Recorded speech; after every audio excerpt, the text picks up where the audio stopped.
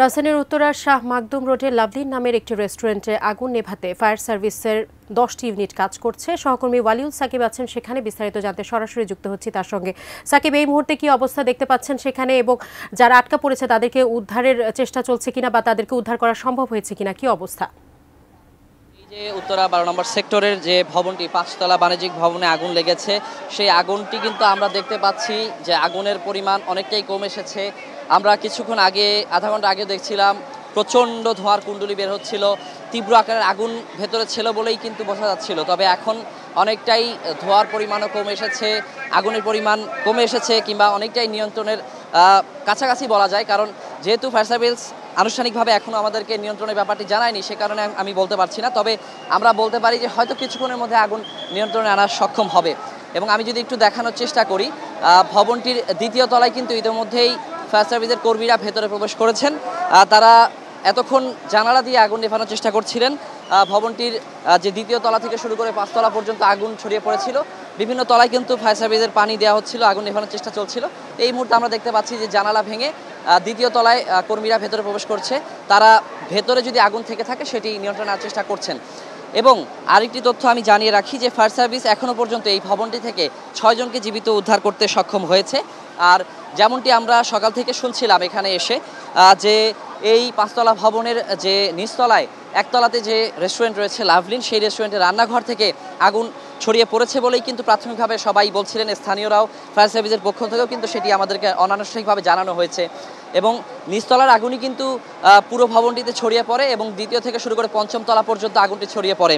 এবং আমরা দেখছিলাম যে প্রাথমিকভাবে অনেকেই বলছিলেন স্থানীয়রা যে ভবনটি বাণিজ্যিক ভবন হলেও এখানে কিছু কিছু প্রতিষ্ঠানের কর্মচারীরা কিন্তু এখানে রাতে থাকতেন এখানে। তো সে কারণে তারা কিন্তু সেখানে আটকা পড়েছিলেন প্রাথমিকভাবে। তবে ফায়ার সার্ভিসের তৎপরতা এবং স্থানীয়দের সহায়তায় আটকে পড়া বেশিরভাগ লোকই কিন্তু এখানে বেরিয়ে এসেছেন। এখন পর্যন্ত আমরা যতটুকু তথ্য পেয়েছি, আসলে ভেতরে কিন্তু কারো আটকে পড়ে থাকার তথ্য আমাদের কাছে নেই। সকলেই কিন্তু বেরিয়ে এসেছেন। যারা নিচতলা থেকে, ভবনটি থেকে সিঁড়ি দিয়ে বের হয়ে আসতে পেরেছেন, তারা সেখান থেকে বের হয়েছেন। আর অনেকেই কিন্তু আমরা দেখেছি যে ভবনের ছাদ থেকে, পাশের যে লাগোয়া ভবন রয়েছে সেখান থেকে অনেকেই বের হয়ে এসেছেন। এবং যেমনটি আমি বললাম যে ফায়ার সার্ভিসের পক্ষ থেকে কিন্তু বলা হয়েছে আমাদেরকে যে তারা জীবিত 6 জনকে সুস্থভাবে অক্ষত অবস্থায় উদ্ধার করতে সক্ষম হয়েছেন। এবং সকাল 10:38-এর দিকে কিন্তু ভবনটিতে আগুন লাগার খবর পায় ফায়ার সার্ভিস, এবং 10:44-এর দিকে কিন্তু তাদের প্রথম ইউনিট এসে পৌঁছায়। সর্বশেষ তথ্য অনুযায়ী মোট 10টি ইউনিট কিন্তু এখনও পর্যন্ত এখানে আগুন নেভানোর তৎপরতা চালিয়ে যাচ্ছে। এবং ভবনটি রয়েছে উত্তরা 12 নম্বর সেক্টরের যে শাহ মখদুম রোড রয়েছে, সড়ক রয়েছে, সেখানের 51 নম্বর বাসা বলতে আসলে পুরোটাই বাণিজ্যিক ভবন। এখানে যে লাভলিন রেস্টুরেন্ট, সেখান থেকে আগুনের সূত্রপাত বলে প্রাথমিকভাবে ধারণা করা হচ্ছে। তবে এখানে বেশ কিছু প্রাতিষ্ঠানিক প্রতিষ্ঠান রয়েছে বাণিজ্যিক, যেমন এখানে আমরা দেখতে পাচ্ছি যে একটি বিউটি পার্লার রয়েছে স্বপ্ন বিউটি কেয়ার নামে। এখানে নিচতলায় রেস্টুরেন্ট রয়েছে। এখানে পিনাকল ডেন্টাল সলিউশন নামে একটি ডেন্টাল ক্লিনিকও রয়েছে আমরা দেখতে পাচ্ছি। এখানে জিম রয়েছে। এছাড়া অন্যান্য কিছু প্রতিষ্ঠানও কিন্তু এখানে রয়েছে।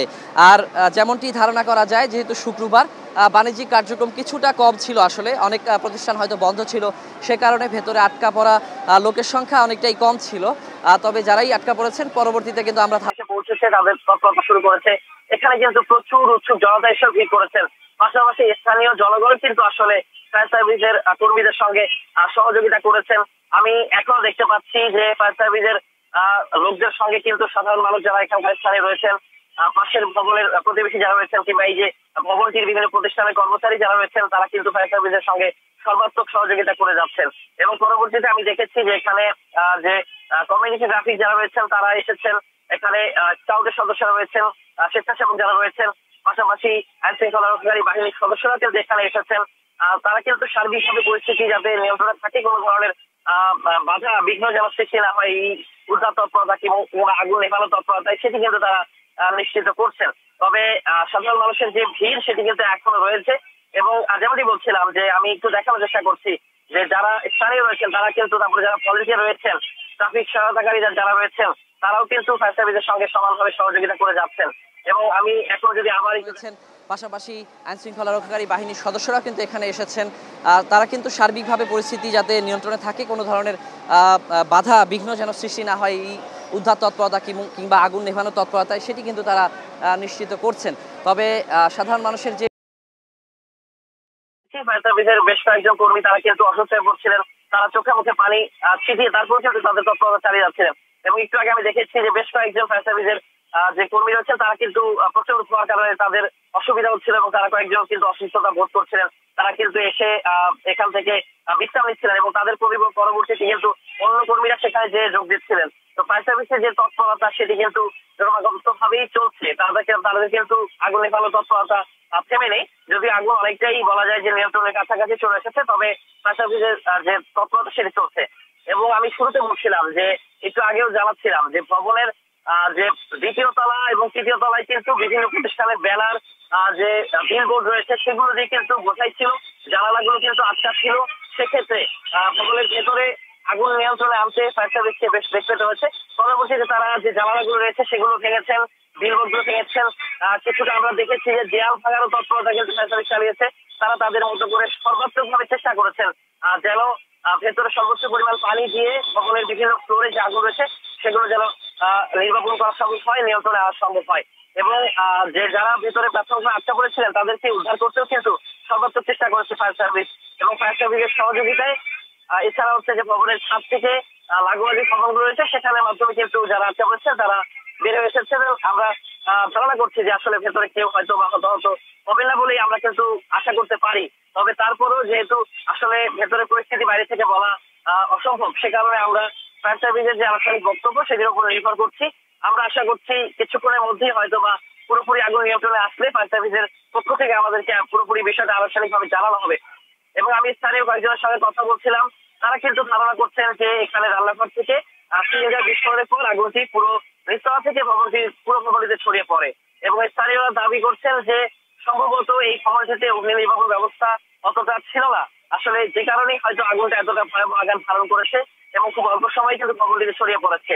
আর যেহেতু শুক্রবার ভবনটিতে বাণিজ্যিক কার্যক্রম আসলে সেই আকারে চলছিল না, সে কারণে হয়তো আগুন নেভানোর জন্য আসলে এখানে তেমন লোকজনও কিন্তু উপস্থিত ছিল না বলে আমরা ধারণা করছি। আর হয়তো সে কারণেই যে ফায়ার সার্ভিস আসার আগ মুহূর্তের যে তৎপরতা আগুন নেভানোর ভবনের নিজস্ব অগ্নি নিরাপত্তার যে ব্যবস্থা সেটি হয়তো বা তেমন ভাবে কার্যকর করা সম্ভব হয়নি। তবে আমরা দেখেছি যে যখন ফায়ার সার্ভিসের তৎপরতা চলেছে তখন কিন্তু আগুনটি আসলে ব্যাপক আকারে ছড়িয়ে পড়ে, সে কারণে ফায়ার সার্ভিসের বেশ বেগ পেতে হয়েছে। এবং আমরা দেখতে পাচ্ছি যে আসলে ঠিক 10:38 থেকে শুরু করে এখন পর্যন্ত যখন যে একটা পেরিয়ে গেছে এখন পর্যন্ত কিন্তু যে আগুন কিন্তু পুরোপুরি আসলে নিয়ন্ত্রণে আসেনি। তবে আমরা ধারণা করছি হয়তো কিছুক্ষণের মধ্যে সেটি নিয়ন্ত্রণে আনা সম্ভব হবে। এবং আমরা এই মুহূর্তে দেখতে পাচ্ছি যে ভবনটি পঞ্চম তলায়, সেখানেও কিন্তু জানালা ভেঙে জানালার গ্রিল কেটে সেখানেও কিন্তু ভেতরে প্রবেশ করার চেষ্টা চালিয়ে যাচ্ছেন ফায়ার সার্ভিসের কর্মীরা এবং তারা হচ্ছে ভেতরে আসলে নিয়ন্ত্রণে আনার চেষ্টা করছে। আমি এই মুহূর্তে আসলে দেখতে পাচ্ছি যে ফায়ার সার্ভিসের কয়েকজন কর্মী কিন্তু আসলে ভেতরে প্রবেশ করেছিলেন, তারা ধোঁয়াতে কিন্তু আসলে অসুস্থ হয়ে পড়েছেন। তাদেরকে কিন্তু স্থানীয়রা পানি দিয়ে মাথায় পানি ঢেলে এবং তাদেরকে সুস্থ করার স্বাভাবিক করার চেষ্টা চলছে।